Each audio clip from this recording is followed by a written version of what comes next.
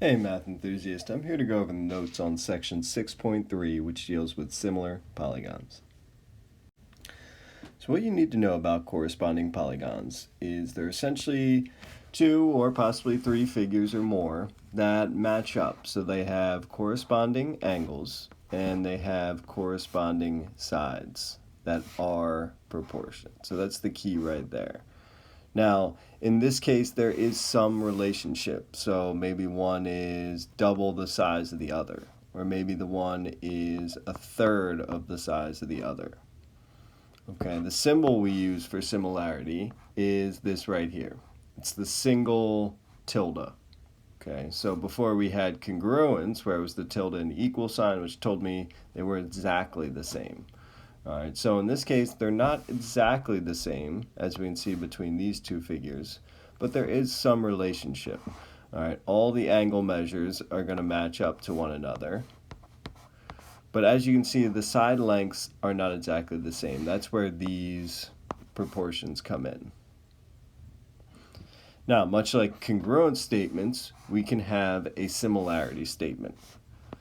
Okay, so that's just telling me exactly what figure matches up to what figure. All right, once again, the order matters. So like point A matches up with point E in my figure up above. Point D matches up with point H in my figure up above. So if I were to rewrite it and say DCBA is similar, I would have to rename the other figure HGFE. So that would also be a similarity statement. All right, so for example, down here, Mini-Me and Dr. Evil are similar figures. The next term from this section is scale factor, which goes hand in hand with similar figures. So it's a ratio that essentially compares the lengths of the corresponding sides in those similar polygons. So for example, down here, we have a Matchbox car, okay, which is a scaled down version of a real car. Okay, the scale factor for a Matchbox car is 1 to 64. What that tells me is that for every 1 centimeter or inch or whatever you want to say on the Matchbox car, so let's say this is 1 inch on my Matchbox car, then it's going to be 64 inches on the real car. Now, if I end up having a scale factor of 1 to 1, so, 1 inch on my Matchbox car is 1 inch on a real car, well, that means the Matchbox car and the real car are exactly the same size. So in other words, they would be congruent. So if the scale factor is ever 1 to 1, I know that the two figures are actually congruent. So for this first example, they start off with giving me my similarity statement. So based on that, I know that point A or angle A matches up with angle X.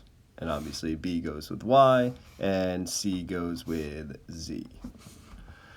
All right, so first thing they want me to do is list all the pairs of congruent angles. Well, I already stated a couple, so I know that angle A is congruent to angle X. I know that angle B is congruent to angle Y.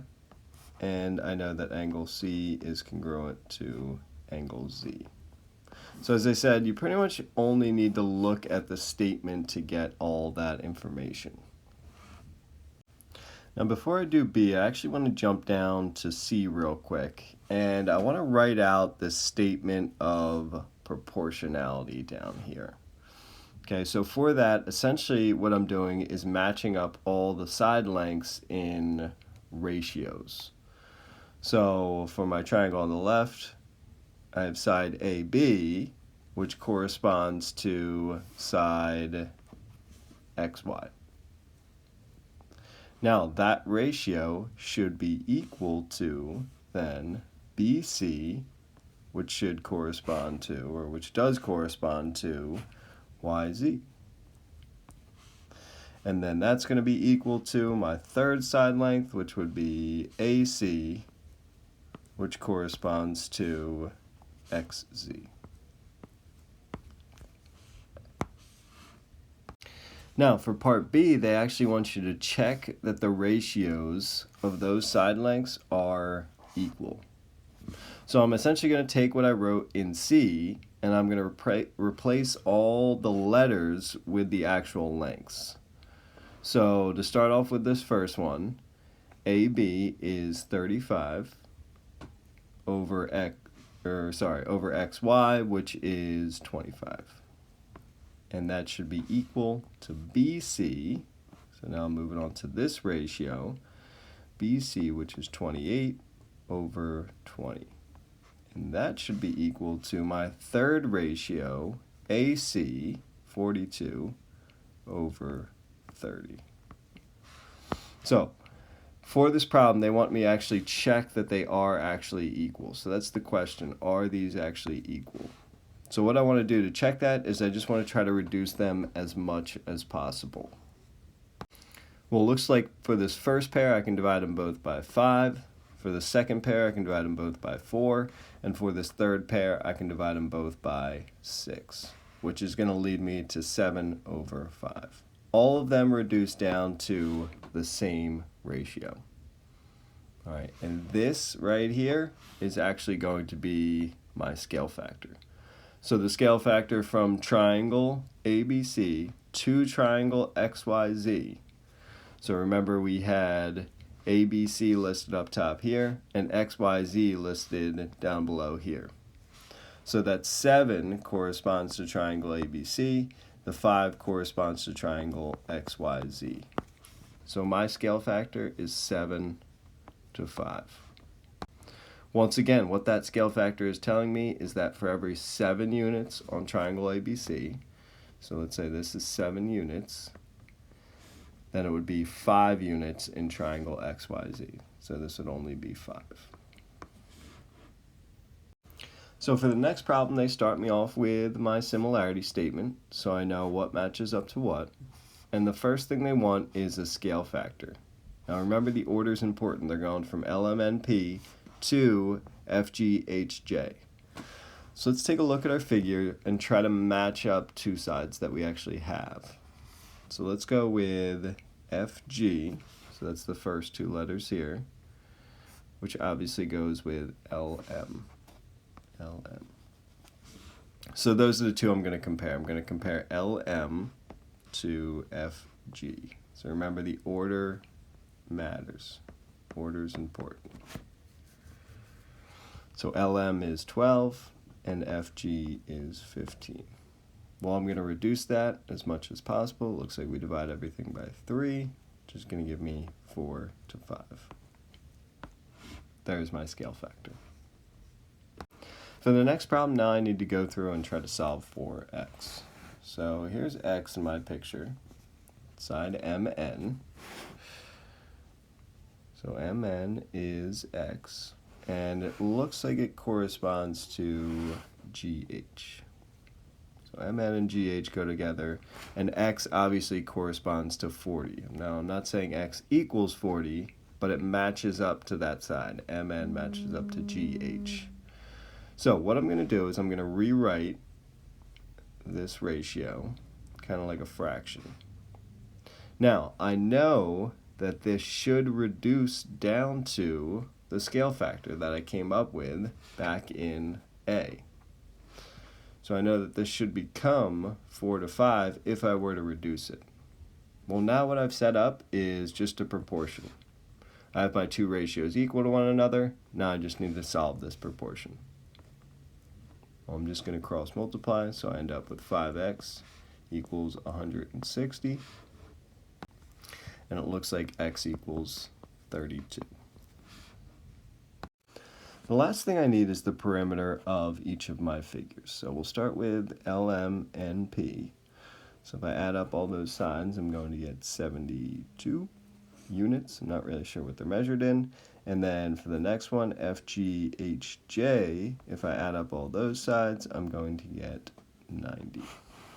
Now, what I want you to recognize is that if I turn these 2 into a ratio, comparing the parameters, 72 to 90, and if I reduce them, I'm going to end up with 4 to 5.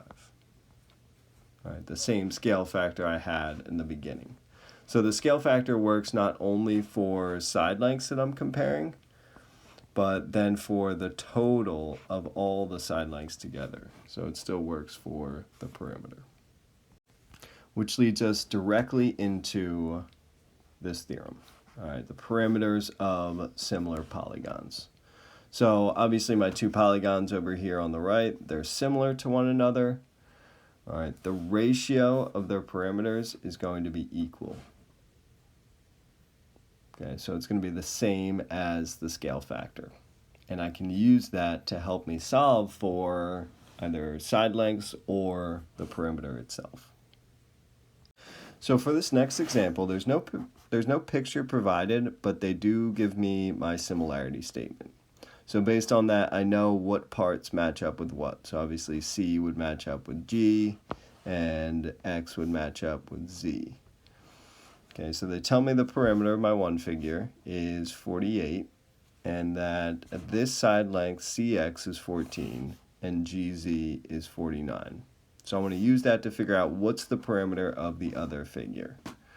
All right, well, CX and GZ, so CX, that's the first and the last, GZ, the first and the last. Those sides correspond to one another based on the statement that they gave me here. So CX corresponds to GZ. So 14 and 49. Well, it looks like we can reduce that to 2 to 7. All right, so what I found right here is my scale factor. All right, well, then they go on, they give me the perimeter as well. So the perimeter of CDX is 48. Well, what I want to figure out is what is the perimeter of G and Z. Now remember, the ratio of the perimeters is the same as the scale factor. So I'm going to fill this in with X. So I have my ratio of my perimeters here, 48 to X, and I'm going to set it equal to my scale factor. As soon as you have your proportions set up, now we can just try to go through and solve. So I end up with 2X equals 336. And then after I divide by 2, X equals 168. So my perimeter for G and Z is going to be 168, and it looks like the units they were using were feet. Now the next property in this section still deals with similar polygons. So if I have two polygons that are similar, obviously I know that their corresponding side lengths are going to be equal to the scale factor. All right, now in this case, it's brought up because this includes any other length in the figure that's drawn. So that could be an altitude, a medium, an angle bisector, or a perpendicular bisector. So if I have this triangle that's similar to this triangle here, and if I draw the altitude for this triangle, it's going to be similar to the altitude for this triangle because the two triangles are similar. So for this next example, once again, they start me off with my similarity statement, so I know exactly what part goes with what. And the first thing they want is a scale factor. So remember, the order matters. They're going with RSTUV first and LMNOP. So on RSTUV, I really don't have too many side lengths. I have the 20 here and the 25 that goes across. Well, it looks like UT, according to my statement, matches up with ON. So these two sides go together. So what I'm going to do for my scale factor, I'm going to compare UT to ON. So that's going to become 20 to 16. And then obviously for my scale factor, I want to reduce it as much as possible. So it's going to become 5 to 4. Next thing I care about is perimeter. Well, first I'm going to need the perimeter of this figure, LMNOP, which is 62. And then let's just say the perimeter for RSTUV is x right now. That's what I'm solving for. Well, what I learned earlier is that if I set up a ratio comparing the two perimeters, so let's say I did x to 62. So remember, the top one is RSTUV and the bottom one is LMNOP. And then I'm going to set it equal to the scale factor I came up with earlier, 5 to 4, which is in that correct order, RSTUV to LMNOP. So it's going to be 5 to 4. Right. So now I just need to cross multiply. I'm going to end up with 4x equals 310. And then when I divide, my perimeter is going to be 77.5. So if I just wanted to check that to make sure I could compare these two, 77.5 to 62, now it's going to be hard to reduce with a fraction, or sorry, with a decimal, but if I do divide them, I'm going to end up with 1.25, right, which would be the same if I divided my scale factor and changed it to a decimal. Now let's clean all this up before we get to the last one. So for the last problem, I need the diagonal MO right here. All right, so let's call that x right now. So I'm trying to solve for x. Now obviously, MO is going to correspond to SU. All right, so I'm looking for MO, so that's going to be x, and SU is going to be 25. Now, like I said in the previous property that we just went over, all right, the scale factor 5 to 4 is still going to apply even for these other segments drawn in my figures. So I'm still going to use that scale factor 5 to 4, and I'm going to set up my proportion. Now remember that that 5 corresponds to RSTUV. So when I set up my proportion, I want to make sure that I have the 25 across from the 5. All right, then x on the bottom. Now I can go through and solve. So I'm going to have 5x equals 100, so it looks like x equals 20.